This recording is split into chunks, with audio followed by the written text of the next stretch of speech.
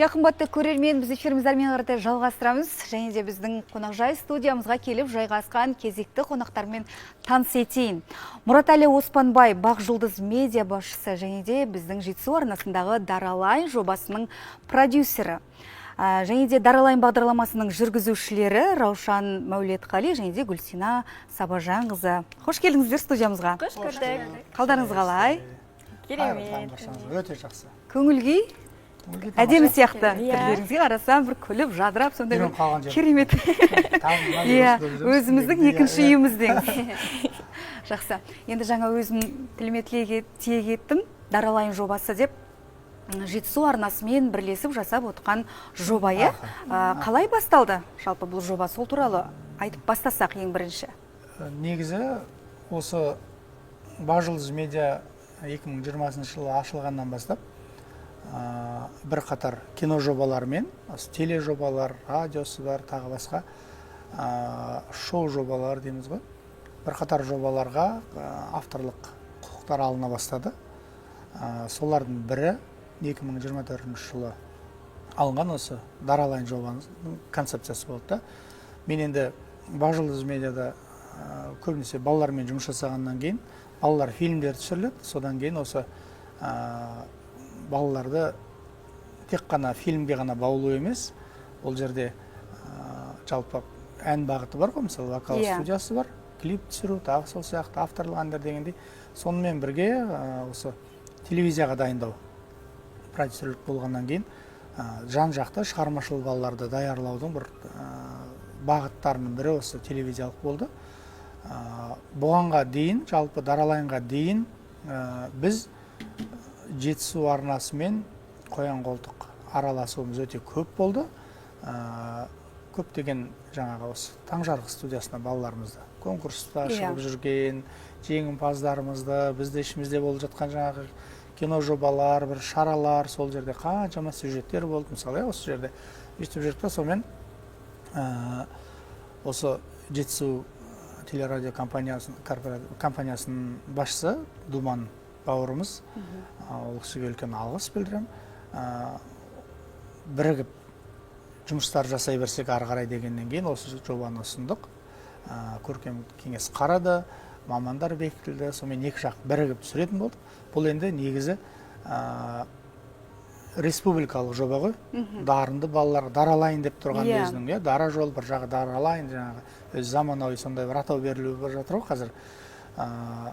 Осыны таңдадық, осы жаңағы жалпы ақылдасылып отырып осы Даралайн деген ат қойылды, концепция шықты, сөйтіп жаңағы бұның жүргізушілері осы Бақ Жұлдызда дайындалып жүрген балалар ғой. Мысалы, Раушан бізде 2 жылдан астам уақыт болды. Қазір дайындалып жүрген өзі жас актриса. Қазір мен бұл қызды режиссураға дайындап жатырмын. Қосымша жүргізушілік бағыт бойынша қалыптассын деп жатырмын. Ал енді Гүлсинаның жүргеніне 4 жылдан асып кетті. Осы Даралайнда осы 2 қыздан басқа Әйгерім деген қызымыз бар. Ол қызымыз қазір сұранып кеткен. Сабақтан денсаулығына байланысты, сондықтан бүгін студияда жоқ. Жалпы осы 3 қыз жүргізу керек болды. Ақылдаса келе осылардың соған дайындадық. Редактураның барлығын өткізіп, сценариймен жұмыс жасадық. Осы жерде талай пробалар түсірілді. Соның негізінде Даралайнды бастап кеттік. Еміне бұйыртса сентябрьден бастап, қыркүйек айынан бастап, келесі қыркүйек айына, осы 2026-ның қыркүйегіне дейін жалпы бір маусым дейміз ғой, бір маусым бойы осы Жетісу арнасымен өздеріңізбен, тамаша коллективпен бірігіп жұмыс жасалынып жатқан жоба ғой, балаларға арналған жоба. Тамаша. Енді мынау біздің әп-әдемі қыздарымыз, мектеп оқушылары әлі, 9-шы сынып, 8-інші сынып. Еңбек жолын ерте бастады десек те болады. 5-інші сыныптан бастады. 6-шы сыныптан бастады. Тамаша. Енді өнерлі балалар ғой. Қалай басталды жүргізушілік? Ұнады ма өздеріңізге? Енді телеарнада жүргізуші болу деген көптің арманы десек те болады. Негізі бұл маған ең үлкен, ең алғашқы және дебютім болды. Бұған дейінде біз енді киноларда редактор болып жүрдік, продюсер ассистенті, режиссер ассистенті, кішігірім мерекелік тойларда, мысалға өзіміздің конкурстарда жүргізуші болып бастадым. Содан соң сонша еңбектерден кейін, осы 4 жылдан кейін 5 жылға кетіп бара жатыр. осы Даралайн тележобасына жүргізуші қылып тағайындады продюсерім. Енді ол мен үшін үлкен жауапкершілік болды. Себебі енді ең үлкен жоба, республикалық не дегенменде. Осыған дейін сіз айтып отырып қой бағана, сіздерге келдік, сұхбат бердік дегенде, ал қазір сол қонақтардан өзіміз сұхбат алатын болдық. Сол Раушан бізде ойын жүргізеді. Біз Бақжұлдызға келгеннен бастап көптеген сабақтар өттік, сосын продюсерлік құрамға қосылып, ары қарай осындай жұмыстарға атсалыса бастадық. Жаңа Гүлсина айтып өткенде киноларда ассистент болдық, өзіміздің конкурстарда болды, оларда да ассистент болып жүрдік. Қазір жалғастыру барысындамыз деген. Негізі кинодан, айта берейін ме? Айта беріңіз. Жалпы екеуі ассистент деп жатырмыз ғой. Мен айтамын ғой, бұлар кинода, площадкеде сендер максимально жұмыс жасауларың керексіңдер. Өздері ойнайды, бірақ жаңа балалармен түсіреміз ғой. Жаңадан балалар аламыз, қабылдаймыз, сценарийдің басынан бастап үйретеміз. Олардың жаңағы ойнауы, тағы сол сияқты барлығын осыларға жүктеп қоямын. Қасында қарап жүремін, түзеп қоямыз, қарап жүреміз, сөйтіп жүріп. Бұларды осындай жобалар арқылы, мысалы, осы енді мектепті бітіргенше, мен ойлаймын, осы екеуі ғана емес қой бізде, 10 шақты баламыз бар, дайындалып жатқан. Өздерін табу керек деп ойлаймын енді. Менің енді педагогикалық методикамның өзінің бір несі, миссиясы деп айтам ба, бала өзін табу керек. Көмектесіп жатырсыз ғой сіз қазірден. Мен бұларға өзін табуға мүмкіндік беріп жатырмын. Мысалы, қазір енді біз киноға араластырып жатырмыз екеуін. Скаутингке алып бардым, мысалы, осы 3 баланы. Әйгерім бар, скаутинг деп отырған, жаңағы кино түсіретін локацияларды қараймыз ғой. Орман, тау, қалай болады, ол жерге барып, мына жер әдемі екен деп айта салатын нәрсе емес қой. Ол жерге барамын да мен бұларға сұрақ қоямын. Сосын не үшін сұрақ қойғанымды. Ол жердің енді барлығы практика ғой, мысалы. Жаңағы редактура өтеміз, сценарий талқылаймын. Эпизод бекіткен кезде, мысалы, не үшін сол баланы сол рөлге бекіттік. Осының барлығын араластырып жатырмыз, ақырын. Қазір, мысалы, Даралайында жүр. Рен жүргізіп шығып жатырмыз. Ағы бір нәрсе, ассистент, мысалы, ойын жүргізіп жатыр. Әр жүргізген кезде келетін қонақты, мысалы, біздің редакторларымыз ұсынады ғой, мысалы, мынандай қонақ болады бізде деп. Соны зерттеу керек. Зерттеудің өзінің методикалары бар. Осындай әртүрлі жұмыстардың негізінде бала жүре өзін көреді да, уақыты келген кезде, мен білмеймін, енді өзімнің қазір енді бағыттап отырған негізгі позициясы, мысалы, Гүлсинаға мен продюсер боласың деп жатырмын да. Актриса боласың, өзің жүргізуші боласың, бірақ негізгі позицияң кейін білімге қарай жақындаған кезде осы продюсерлікті қарайсың деп жатыр. Ал енді Раушаннан менің жақсы бір байқайтын дүниелерім, өзі жақсы актриса болған және режиссураға мықты. Режиссердің көзқарасы кішкене стандарттан тыстау болады да, басқалай. Кішкене картинаны басқалай көреді деген сияқты. Қызылды бұлар қызыл деп көрмеу мүмкін деген сияқты бір дүние бар да, енді ол творчествоның ішіндегі дүние. Ерекше көзқарастары бар дейсіз ғой өздерінің. Иә, сондай бір ерекшелігі бар. Мен енді соған бағыттап жатырмын да, осылай деп. Ал енді осы қазір Жетісу арнасынан көрсетіліп жатыр ғой, Елес достар, Елес достар деген балалар фильм түсірдік, Жаркент қаласында түсірдік. Сол жерде кәдімгідей официально, ол енді министрлікке өтіп бекітілген фильм ғой, прокатный удостоверение алынған. Сол фильмде официально кәдімгідей режиссердің ассистенті болды. Мысалы, елдің барлығы ойлайды, жаңағы хлоп ұра салу, айта салу деген дүние, оның қаншалықты жұмысы бар екен кейін көрді ғой. Мен ойлап жүріппін деп, жаңағы дубль 2 кадрды тарс еткен. Сол ойлайды ғой, мысалы, ал оның есеп қисабы бар. Қаншама кадрлардың түрлері бар, дубльдер, плюс-минус, тағы бір нәрсе, мысалы, секундпен хрон шығару деген сияқты, бәрін есептейді. Мысалы, Раушан соған бейім қазір. Тамаша. Оның алдында, 10 күн съемкада дыбыс режиссерлары ғой, мысалы, звукачтар дейміз ғой. Сол жерде ассистент болып жүрді. Біздің қазір мына жерде жүрген петличкаларымыз, звуктың каналын настройка, оның барлығын араластырып жатыр, мысалы. Гүлсинаға ұйымдастыру, енді бұл продюсер ассистенті болғаннан кейін, балалардың келу, кетуі, ауызбіршілігі, олардың уақытылы тамақтануы, тағы мысалы Әйгерім осы Даралайның 3-ші жүргізушісі ғой енді ол Иә. грим мен костюмге. Ол таңнан кешке дейін сахналарды қарап отырады, суретке түсіріп алады мысалы. 3 күн бұрынғы сахнаның жалғасы бүгін болса, түнде балаларға айтып, ата-аналарына айтып, ана ақ нәски қызыл шалбарын ұмытпасын, кроссовки ақ болған, басында кепкісі қоңыр болған, ұмытпасын деген.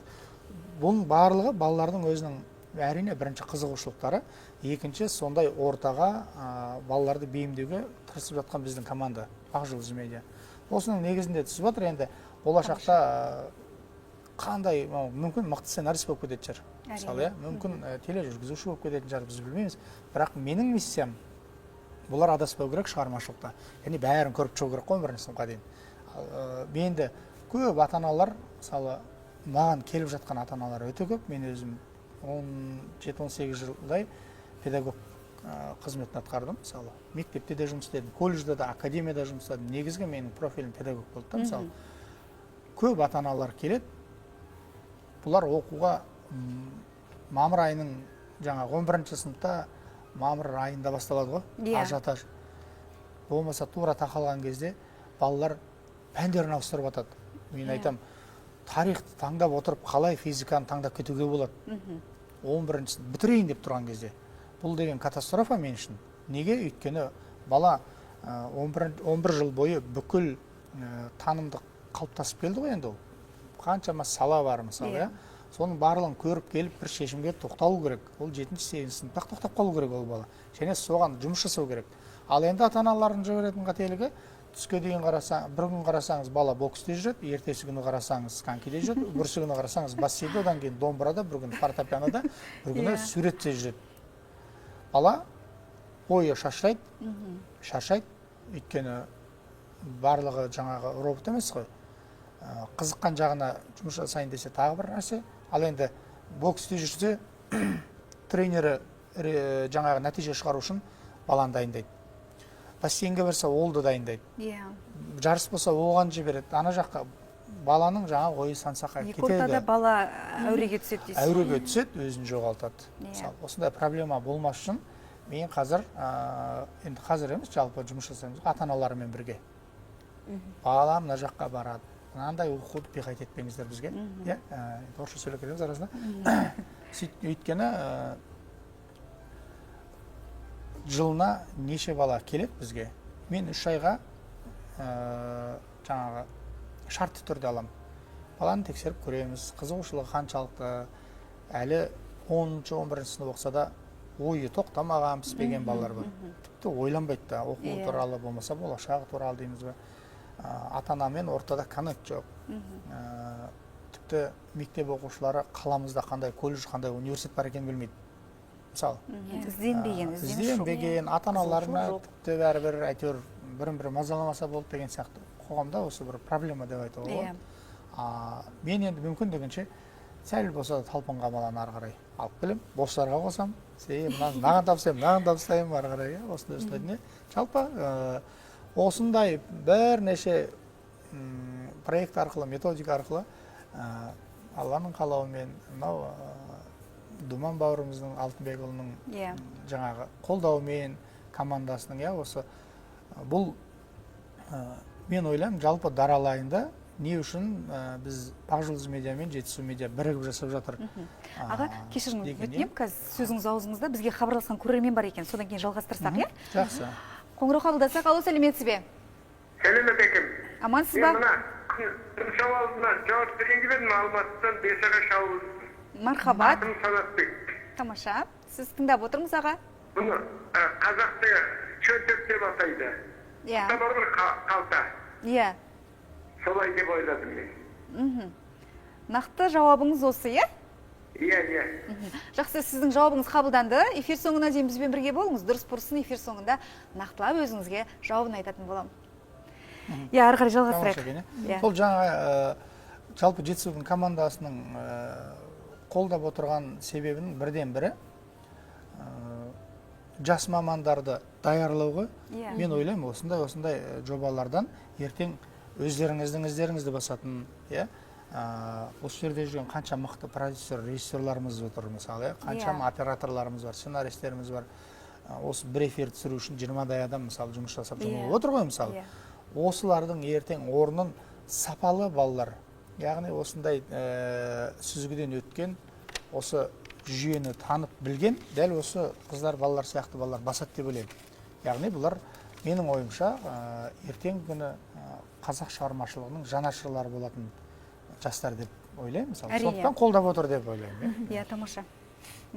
Енді сізде сұрақ туындап жатқан шығар, неліктен шеуің жүргізесіңдер Иә, дегендей? мен сол сұрақты қояйын деп отырғам. Негізінде кастинг жарияладыңыз ба, неге осы 3 қыз ғана деген сияқты, қалай таңдалды? Жоқ, кастинг жарияланған жоқ. Бағана Раушан айтып өткенде, енді продюсерлік құрамда болдық біз. Бірақ та ол продюсерлік құрамға кіру үшін көптеген еңбектер қажет, тәжірибе қажет. Біз оған 2-3 жылдан кейін ғана қол жеткіздік. Және де сол қазір продюсерлік құрамда бізбіз. Бізден кейінгі де біздің ізімізді басып жүрген болашақта біз секілді боламыз деп жүрген жаңадан келіп жатқан оқушыларымыз да бар, өзіміздің продюсерлік құрамдағы әнші балаларымыз да бар. Солардың ішінен енді біз іріктеліп алындық, себебі ең көп тәжірибесі бар біз, яғни еңбектенгенбіз, сондықтан да продюсеріме, өнердегі әкеме алғысымызды білдіреміз. Осылай сенім артып, жауапкершілігіміздің бар екеніне кішкене сенім білдіргеніне. Осы Даралайын тележобасында енді біздің міндетіміз жалпы мынандай ғой. Қонақтар келеді, ол қонақтар келгеннен кейін олармен байланыс болу керек. Бізде жалпы қонақтар келгеннен кейін ары кетсе бір 5-10 минут қана уақытымыз болады. Сол 5-10 минуттың ішінде сол баламен, кішкентай бала болсын, менімен жасты бала болсын, немесе менен 1-2 жас үлкен бала болсын, жетекшісі, ұстазы, солармен 5-10 минут бір әңгіме айту керекпіз. Немесе бір көңіл көйлерін көтеріп дегендей өзімізге жалпы үйрету керекпіз ғой.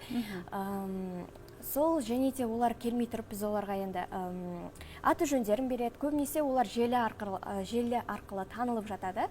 Сондықтан да біз оларды зерттейміз. Мысалы, ол ақын бала болса, басқа қандай ақындар бар, ақындардың өлеңдері қандай, әнші болса. Ретінде зерттеу жасайсыздар алдын ала. Жақсы, енді аға, бізде уақыт тығыз ғой. Сондықтан да осы Даралайын жобасы деп жатырмыз. Енді бізді көріп отқан көрермен бар, бірі білсе, бірі білмей жатады. Енді жобаға қандай балаларды қатыстырып жатырсыздар? Сол туралы ақпарат бере кетіңіз. Қандай балаларды шақырасыз? Сол туралы айта кетсеңіз кішігірім. Осыны айта кету керек өзі. Жалпы қыркүйек айынан бастап 2025 жылдан бері қарай осы уақытқа дейін Даралайынның төрінде түрлі өнерпаздар болды. Бұл жерде жаңа Гүлсін айтып кеткендей, әлеуметтік желілерде бір әртүрлі таланттармен, қылықтармен дейміз ба, мысалы, көзге түскен балалар болды. Өзінің бір қызықты дүниелерімен деген сияқты. Сонымен қатар жаратылыстану бағыты бар, спортымыз бар, өнер бағытымыз бар, мысалы, әнші, биші деген сияқты. Осы бағыттар бойынша қандай да бір жетістікке жеткен балалар. Бізде мысалы алғашқы эфирлардың бірі, мен әлі есімде, 2025 жылдың мамыр айында Москвада өткен үлкен бір халықаралық суда жүзу, көркем жүзу дейміз ғой, көркем жүзуден жарыс өткен. Сол жерде бізде осында қаламызда енді мақтанышымыздың бірі ғой, бассейніміз бар ғой, үлкен бассейн мысалы. Осы бассейнде дайындалып жүрген 6-8 қыз Москваға барып бірінші орын алып келген. Көркем жүзуден. Керемет, ана судың астында жүзген, түсіргендері деген анау енді сұмдық, аяғың аспанда, басың төмен, қандай билерді билді. Өнер ол, үлкен өнер, еңбек. Осындай нәрселерді біз мысалы байқадық, қарадық, қаншама пән олимпиадалары тағысындағы осындай балаларды шақырамыз. Дарынды балалар болса, Даралайынның төріне шақырамыз. Жақсы. Енді өздеріңізге алдағы уақытта сәттілік тілейміз. Рахмет. Жаңағы болар баланың бетін қақпа белін бол дейді ғой. Сондай бір өнерлі біздің өңірімізде, ауданда болсын, республикамызда болсын, кез келген қалада біздің Қазақстанның түкпір-түкпіріндегі өнерлі балаларды қатыстыруға әрқашанда есігіміз ашық. Ендеше сәттілік тілейміз өздеріңізге. Рахмет. Аман болайық ең бастысы. Жолдарыңыз қашанда ашық болсын, қыздарымызға сәттілік тілейміз. Қымбатты көрермен, біздің эфиріміз тәмам болатын уақытқа да келіп жеттік. Уақыт тығыз, өздеріңіз де білесіздер.